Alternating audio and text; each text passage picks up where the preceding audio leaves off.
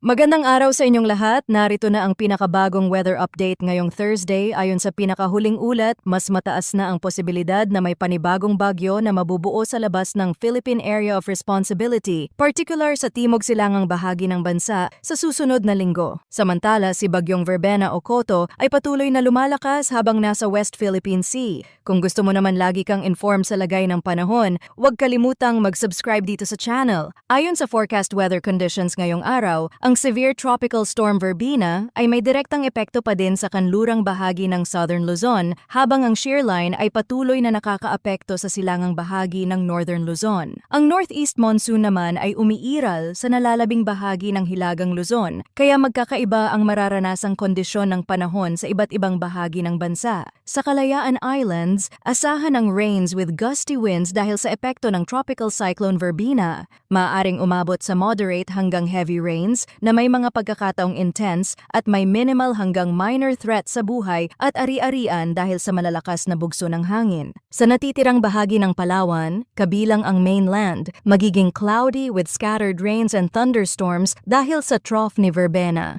Mag-ingat sa mga posibleng localized flooding at landslides, lalo na sa mga lugar na nasa mababang elebasyon o gilid ng bundok. Sa Apayao, Kalinga, Mountain Province, Ifugao, mainland Cagayan at Isabela, magiging cloudy with scattered rains and isolated thunderstorms dahil sa shear line. Maaaring magkaroon ng moderate hanggang heavy rainfall lalo na sa hapon at gabi, kaya dapat mag-ingat ang mga residente sa mga low-lying area. Sa Ilocos Region, natitirang bahagi ng Cordillera Administrative Region at natitirang bahagi ng Cagayan Valley, asahan ang maulap na kalangitan na may mga pag-ulan dahil sa northeast monsoon o amihan. Maghanda sa malamig na panahon, madulas na kalsada, at posibleng mababaw na pagbaha sa mga urban area. Sa Aurora at Quezon, magiging cloudy with scattered rains and thunderstorms dulot ng easterlies. Samantala, sa Metro Manila at nalalabing bahagi ng bansa, partly cloudy to cloudy skies with isolated rain showers or thunderstorms ang mararanasan. Karaniwang lumalakas ang mga thunderstorms sa hapon hanggang gabi, kaya mag-ingat sa biglaang pag-ulan at panandaliang pagbaha,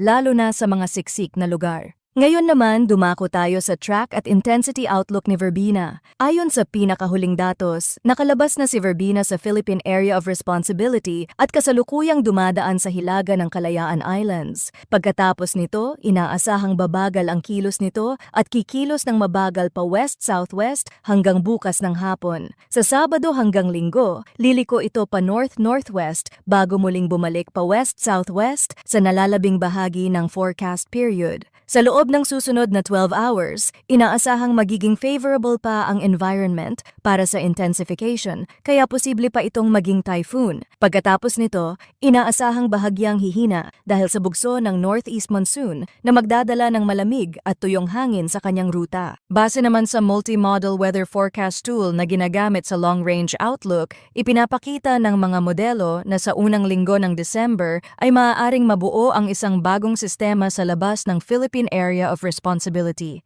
Sa ngayon, ang dominante na direksyon nito ay patungong Visayas Region or Southern Luzon, at habang lumalapit sa kalupaan, nakikita sa mga simulation na nag-iiba ang kulay, indikasyon na maaari pa itong lumakas bago tuluyang maglandfall. Bagamat malayo pa ang sistemang ito, maaaring magbago pa ang bilis, direksyon at lakas habang mas dumarami ang bagong datos bawat araw. Kaya mahalagang tumutok sa mga araw-araw na update dito sa ating channel upang makakuha ng mas eksaktong impormasyon at tamang gabay. Manatiling alerto at mag-ingat mga kababayan habang papalapit na naman ang panibagong aktibidad sa ating panahon.